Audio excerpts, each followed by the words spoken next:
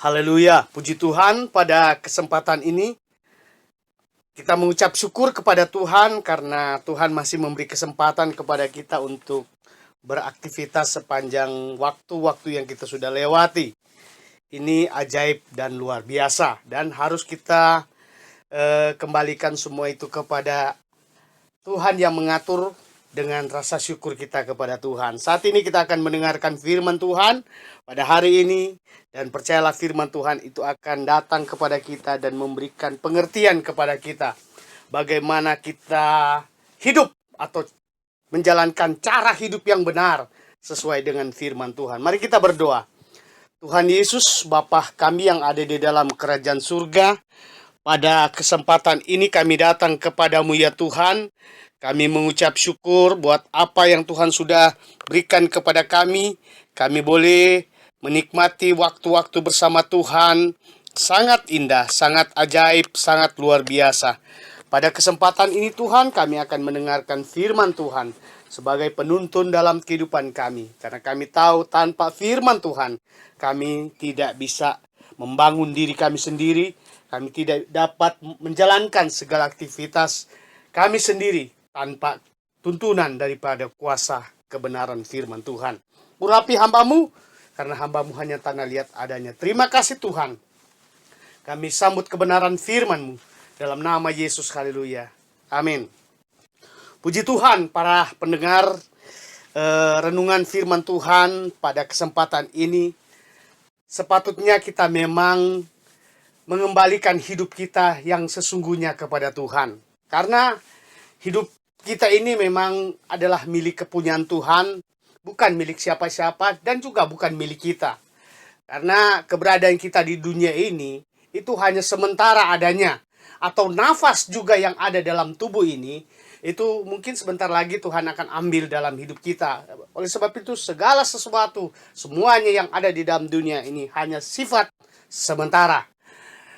Yang kekal adalah ketika kita dipanggil Tuhan, masuk dalam panggilan yang besar, yaitu rencananya, yaitu masuk di dalam kerajaan surga yang kekal. Namun ada banyak hal, selagi kita di dalam dunia ini, harus kita benar-benar sesuaikan dengan firman Tuhan.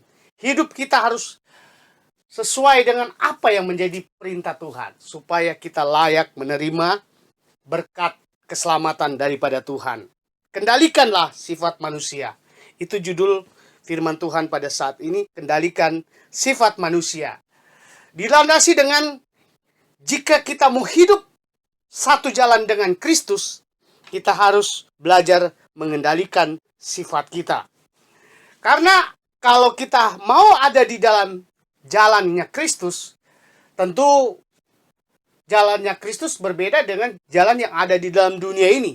Jalannya Kristus berbeda dengan jalan yang kita pikirkan atau mungkin juga kita bangun sendiri. Kalau jalan Kristus adalah benar-benar sempurna adanya. Jalan Kristus adalah jalan yang benar-benar memberi petunjuk kepada kita supaya kita hidup dalam kebenaran. Sebab itu sesuai dengan tema hari ini dikatakan kendalikan sifat manusia. Saudara yang kekasih di dalam Tuhan, ketika manusia terlibat dalam dosa atau jatuh di dalam dosa, manusia tidak lagi dapat mengendalikan dirinya atau sifat-sifatnya. Ya, juga dengan arti sifat itu tabiat. Artinya perilaku-perilaku manusia. Jadi di dalam kehidupan manusia itu ada perilaku atau ada tabiat. Nah, tabiat-tabiat yang tidak sama sekali cocok sesuai dengan keinginan Tuhan.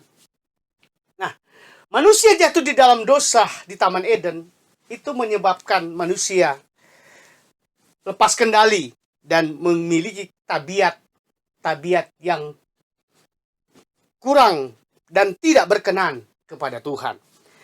Ini kita akan baca dalam kitab Kejadian pasal 4 ayat 3 sampai 11. Ayat ini cukup panjang, tapi mari kita baca. Kejadian pasal 4 ayat 3 sampai 11.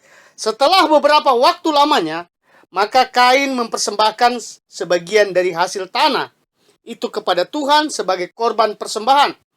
Habel juga mempersembahkan korban persembahan dari anak sulung kambing dombanya, yakni lemak-lemaknya. Maka Tuhan mengindahkan Habel dan korban persembahannya.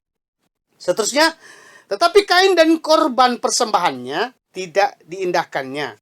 Lalu hati Kain menjadi sangat panas dan mukanya muram. Firman Tuhan kepada Kain, mengapa hatimu panas dan mukamu muram?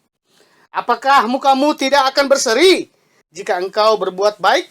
Tetapi jika engkau tidak berbuat baik, dosa sudah mengintip di depan pintu. Ia sangat menggoda engkau, tetapi engkau harus berkuasa atasnya. Kata Kain kepada Habel, adiknya, marilah kita pergi ke padang. Ketika mereka ada di padang, tiba-tiba Kain memukul Habel, adiknya itu, lalu membunuh dia. Firman Tuhan kepada Kain, di manakah Habel, adikmu itu? Jawabnya, aku tidak tahu. Apakah aku menjaga adikku?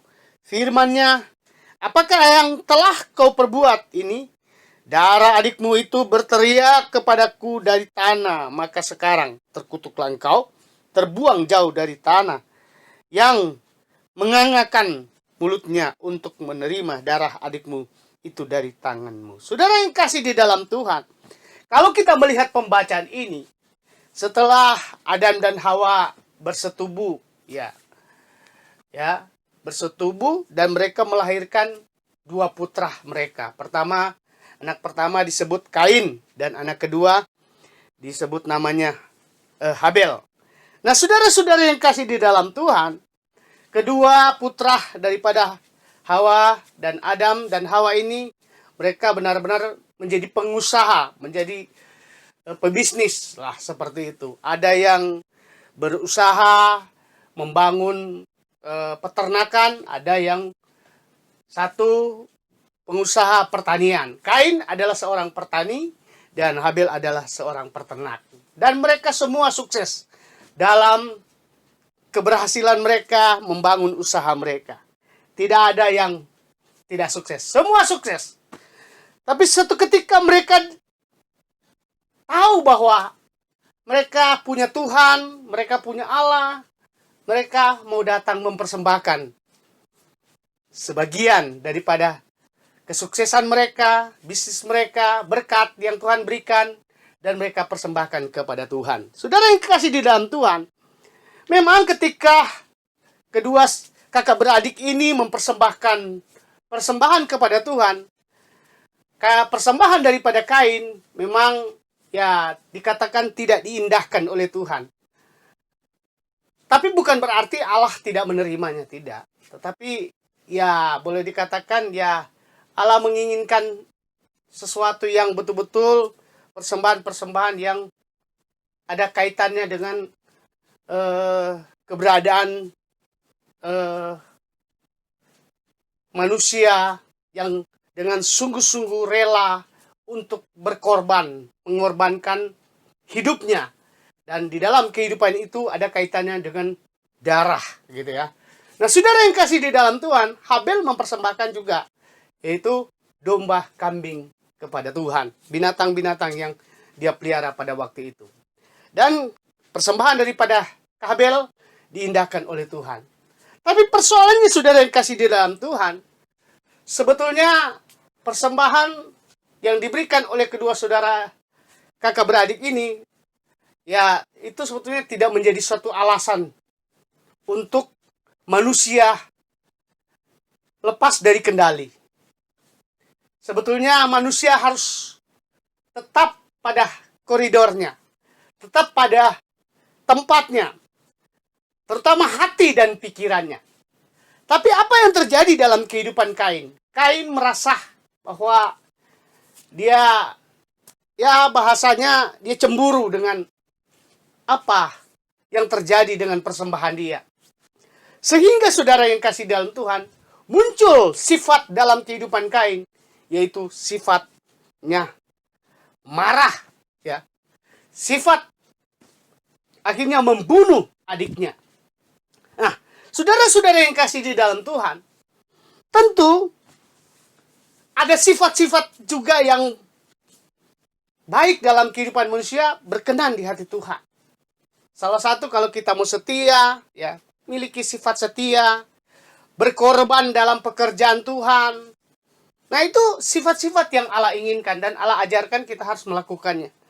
Tapi sifat yang jahat, sifat yang ya boleh dikatakan yang tidak sesuai dengan firman Tuhan, itu seharusnya buang dalam kehidupan kita. Nah, saudara yang kasih dalam Tuhan, bercermin daripada perilaku atau tabiat daripada Kain, ini benar-benar menyalahkan kehidupan atau menyalahkan perjalanan kehidupan. Salah di mata Tuhan. Kenapa? Hatinya akhirnya memiliki niat-niat buruk, niat-niat jahat. Dan kalau kita baca, dikatakan di sana dalam firman Tuhan, kata Kain kepada Habelnya, adiknya, marilah kita pergi ke padang. Ketika mereka ada di padang, tiba-tiba Kain memukul Habel, adiknya itu, lalu membunuh dia. Saudara yang kasih di dalam Tuhan, akhirnya muncul sifat dan niat daripada Kain untuk menghabisi adiknya. Saudara yang kasih dalam Tuhan, terkadang kita lihat situasi keadaan hari-hari ini. Banyak sifat-sifat manusia yang tidak terkendali dalam hidupnya. Banyak sifat-sifat manusia memang nyata-nyata ditunjukkan di tengah-tengah dunia ini. Karakter-karakter yang buruk, karakter-karakter yang melawan firman Tuhan. Karakter-karakter yang tidak sesuai dengan kasih Tuhan. Nah, ini saudara yang kasih dalam Tuhan. Tuhan sangat marah. Tuhan sangat tidak suka dengan sifat-sifat manusia. Mengakibatkan Kain membunuh adiknya. Saudara yang kasih dalam Tuhan, sebagai orang yang percaya, saya mau katakan, buang semua sifat-sifat yang tidak berkenan kepada Tuhan.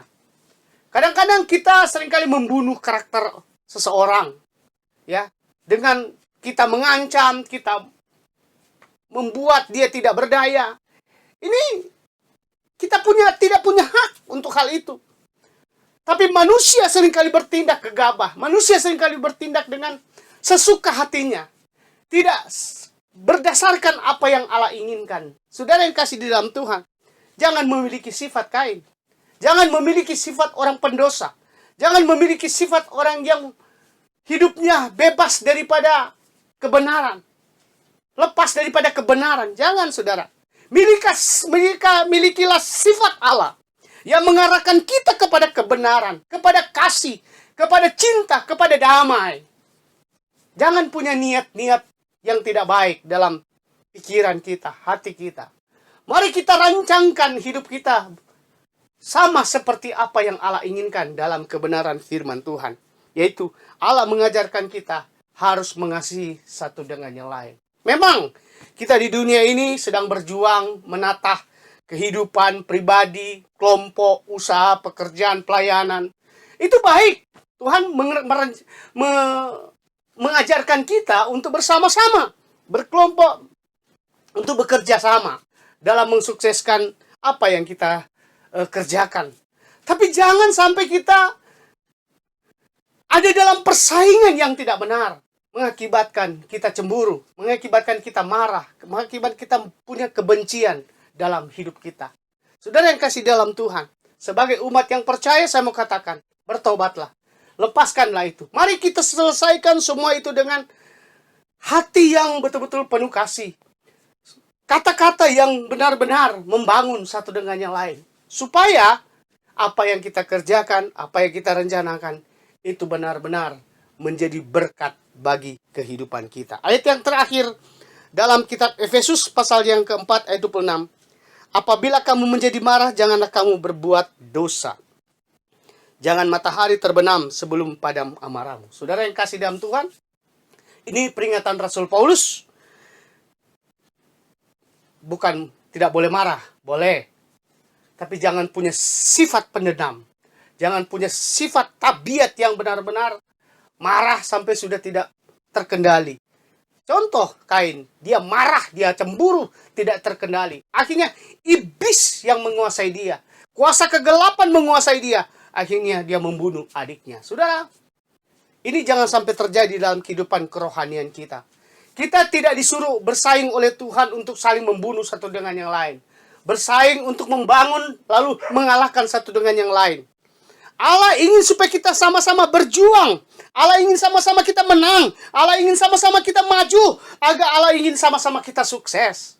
Dalam bidang apa saja yang kita kerjakan. Dalam perencanaan rumah tangga, pribadi, suami, istri, anak-anak. Bahkan pelayanan sekalipun yang Tuhan percayakan kepada kita.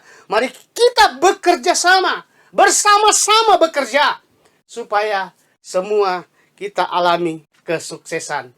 Sekalipun ada perbedaan-perbedaan mungkin yang memang dalam kita menyelesaikan. Tapi ingat bahwa kita tidak boleh lepas daripada tuntunan Tuhan, kasih Tuhan, arahan Tuhan.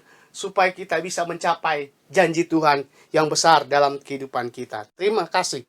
Inilah kebenaran firman Tuhan. Saya percaya kita semua akan diberkati oleh Tuhan. Mari kita berdoa.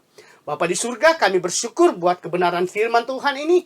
Biar mengarahkan kepada kami semua menjadi orang-orang yang takut akan Tuhan, menjalankan perintah Tuhan, berbakti kepada Tuhan, melakukan perintah firman Tuhan. Karena itulah yang membuat kami dibenarkan oleh Tuhan. Jika ada sifat-sifat kami yang tidak berkenan kepada Tuhan, dan bahkan mungkin sifat-sifat kami mengintimidasi orang, dan membuat orang merasa kecewa, Tuhan tolong ampuni kami. Biar kami benar-benar Tuhan hidup sesuai dengan kebenaran firman Tuhan. Dan kami boleh datang dengan sungguh-sungguh dan dekat dengan Tuhan untuk mencapai sesuatu berkat-berkat ilahi yang besar. Terima kasih Bapa dalam surga.